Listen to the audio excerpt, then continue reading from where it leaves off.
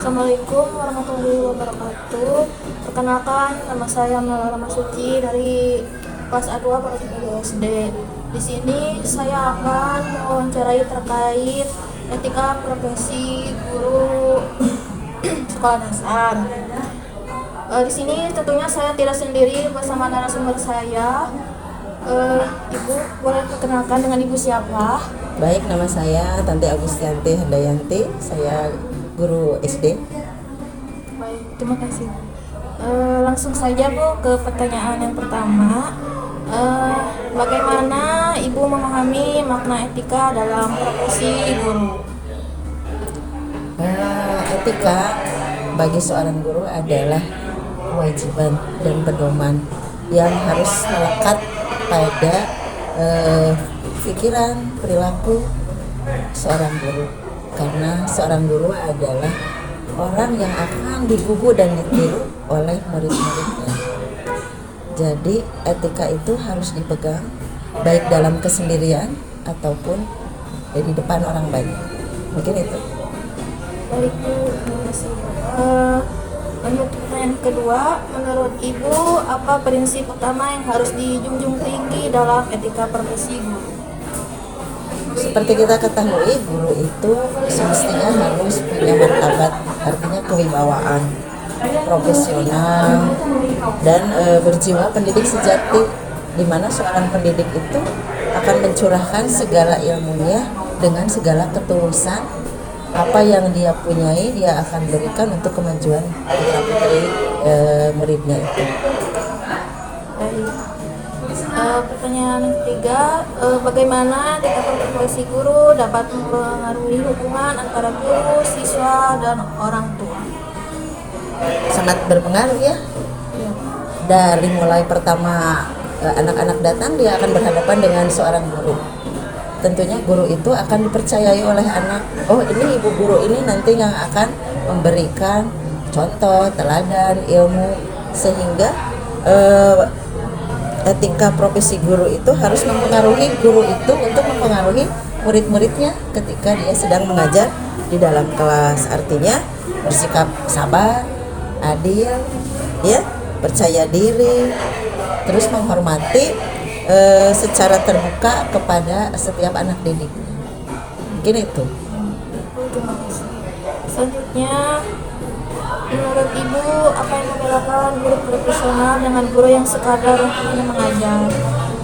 Kalau guru yang sekedar mengajar, dia itu hanya sekedar gugur kewajiban. Hari itu datang ke sekolah mengajarkan sesuai dengan acuan yang harus diberikan. Kalau sudah diberikan, terserah apakah ada perubahan kepada anaknya atau tidak. Tapi kalau guru yang profesional, dia akan mengacu kepada bagaimana cara dia seseorang itu profesional itu mempunyai tujuan, mempunyai pendekatan, komitmen, ya, terus mengembangkan diri terus menerus, sehingga hubungan dengan siswa itu akan berdampak positif kepada murid-muridnya di setiap pembelajaran. Dan si murid itu akan menganggap, oh, apa yang diberikan guru itu pasti benar, dan apa yang diberikan guru itu pasti baik untuk kami. Nah, kita guru profesional inginnya seperti itu, ya, menguasai menguasai cara mendidik anak-anak, orang-orang yang di bawah mereka. Karena setiap anak itu unik, maka ibu guru itu harus secara profesional mendidiknya. Mungkin itu. Selanjutnya, kompetensi apa saja yang perlu dikembangkan oleh guru agar dapat disebut sebagai profesional sejati? Ya, seperti yang saya bilang di atas tadi, ya, seorang guru itu tidak abal-abal, dia harus melewati pendidikan sesuai jurusannya. Kalau dia mengajar SD, dia harus menguasai keprofesional SD. Kalau dia mengajar SMP, berarti dia harus melewati apa yang disyaratkan dalam profesional SMP. Begitu seperti apa? Berkepribadian, penting sosialnya, dia pandai bergaul, ya, pandai bersosial. Kemudian spiritual, nilai-nilai agamanya itu harus lebih baik di antara orang-orang lain, karena seorang guru adalah pendidik. seorang guru yang disebutkan profesional itu berarti kepribadiannya, profesionalnya, pedagogiknya, terus spiritualnya dan keteladanannya itu harus sudah tercakup di dalam pribadi guru tersebut. Selanjutnya, bentuk dukungan sekolah apa atau pemerintah yang Ibu harapkan untuk membantu pengembangan karir guru? Setiap guru itu dia harus mengembangkan karirnya. Oleh sebab itu, kepala sekolah atau guru yang baik dia akan mencari ilmu secara terus-menerus. Ketika dia tidak mengerti, dia akan mengikuti pelatihan-pelatihan di klub, dan dia akan bergabung dengan di mana guru SD tersebut bergabung, misalnya KKG ya, atau kegiatan guru-guru SD, atau apa saja yang bisa mendukung potensi guru tersebut. Baik, terima kasih. Selanjutnya, nilai moral dan spiritual apa yang Ibu anggap paling penting untuk dimiliki oleh seorang guru? Jujur, sabar, itu harus dimiliki seorang guru. Ketika anak kita tidak bisa marah-marah. Bagaimana seorang guru itu bisa sampai ke hati anak-anak? Dia tidak mengerti, gurunya harus bagaimana mendekatkan supaya anak itu bisa mengerti. Dengan cara apa anak ini bisa mengerti apa yang tidak dimengertinya ya. Terus ikhlas. Kalau ikhlas berarti sabarnya akan lebih tinggi, kesabarannya akan lebih tinggi. Terus dia adil. Adil ini di dalam pendidikan itu dia akan melihat dari sisi kemampuan anak itu secara jujur, begitu ya. Serta yang paling harus dimiliki guru yang punya rasa empati dan kasih sayang, ya.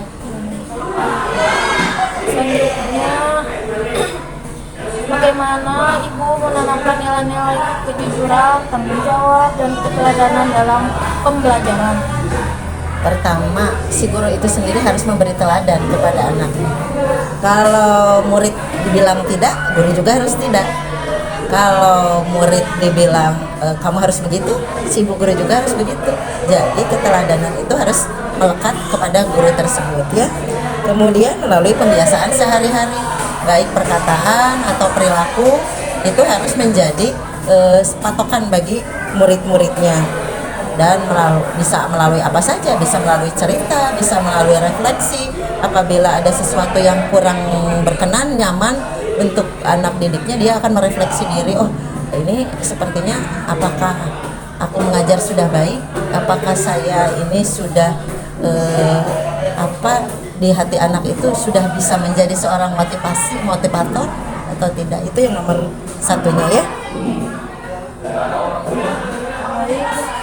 Selanjutnya, bagaimana pandangan Ibu tentang tantangan guru di era tengah kemajuan teknologi dan media sosial saat ini? Karena seorang pendidik itu adalah tugas pekerjaan yang sangat menguras energi, berarti kita harus mengabdikan amanah. Anak-anak kan amanah ya. Nah, anak-anak itu amanah, maka kita harus secara profesional memberi keteladanan, mempunyai nilai-nilai yang profesional bagi pekerjaan si guru tersebut, dan melakukan penguatan secara refleksi dan spiritual. Terima kasih. Selanjutnya, dalam kondisi sulit atau tekanan pekerjaan, bagaimana Ibu tetap menjaga nilai-nilai luhur profesi guru? Yang menurut saya ya, ketika kita menjadi guru berarti kita menjadi fasilitator buat anak-anak kita. Ya, kita yang harus memberi fasilitas itu kepada anak-anak kita. Menghargai keunikan anak, adil, menerima kekurangannya pada setiap anak, ya. Terus menjaga kejujuran, bukan mengontrol atau menguasai anak, tapi biarkan si anak tumbuh berkembang sesuai nilai kemanusiaan anak itu sendiri, sesuai usianya. Selanjutnya, dalam pelaksanaan kurikulum Merdeka, bagaimana guru dapat menyesuaikan peran etisnya agar sesuai dengan semangat merdeka belajar. Tentunya untuk untuk membentuk ininya tuh, kita itu sangat berperan, guru itu sangat berperan ya untuk merubah karakter buruk menjadi karakter baik kepada anak-anak ya.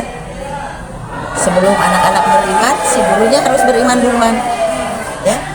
Sebelum anaknya bernalar kritis, si gurunya dulu yang harus menggali supaya anak-anak itu berpikir kritis. Dan sebelum anak-anaknya kreatif, si guru juga harus memotivasi supaya anak-anak itu bisa berkreatif. Jadi penggunaan kecerdasan diri, berjiwa, kalau kita ya berjiwa Pancasila itu harus menjadi hal yang pertama bagi seorang guru. Selanjutnya pertanyaan terakhir, menurut Ibu bagaimana penerapan etika digital dapat mendukung pembentukan profil pelajar Pancasila atau P5? Ya, dalam P5 itu kita akan menumbuhkan nilai akhlak mulia. Apa hubungannya dengan digital? Digital itu kalau bagi anak-anak yang cerdas adalah ilmu, tapi bagi anak-anaknya tidak bisa memanfaatkan, itu malah akan membahayakan dirinya. Tapi kita dibentengi dengan nilai-nilai digital secara Pancasila. Artinya setiap perbuatan kita gitu larinya ke Pancasila itu ya. Jadi melakukan apapun itu ketuhanan yang Maha Esa, kemanusiaan itu cocok nggak dengan ketuhanan, itu cocok nggak dengan kemanusiaan, itu cocok nggak dengan persatuan ya. Nah, jadi secara gotong royongnya, bernalar kritisnya, terus berjiwa Pancasilanya itu harus tumbuh total kepada anak-anaknya ya, baik pada guru tersebut atau kepada anak didiknya, itu harus muncul dalam kehidupan sehari-hari. Mungkin itu. Baik Ibu, terima kasih atas waktunya. Mohon maaf mengganggu waktunya. Gak apa-apa, mudah-mudahan bermanfaat ya. Terima kasih Ibu. Ya. Assalamualaikum. Waalaikumsalam warahmatullahi wabarakatuh. Tinggal ya. Ya, ya. Ya, makasih. Ya, wawancara dari saya, mohon maaf apabila ada salah kata. Wabillahi taufiq. Assalamualaikum warahmatullahi wabarakatuh. Pesan refleksi etis sebagai calon guru profesional adalah proses perenungan diri yang mendalam untuk memahami nilai-nilai moral yang harus dijunjung tinggi dalam menjalankan profesi. Hal ini bertujuan untuk membentuk kesadaran dan komitmen bahwa menjadi guru profesional bukan hanya tentang mengajar, tapi juga tentang menjadi teladan, membangun karakter, dan berkontribusi positif bagi peserta didik dan masyarakat. Sekian dari saya. Wassalamualaikum warahmatullahi wabarakatuh.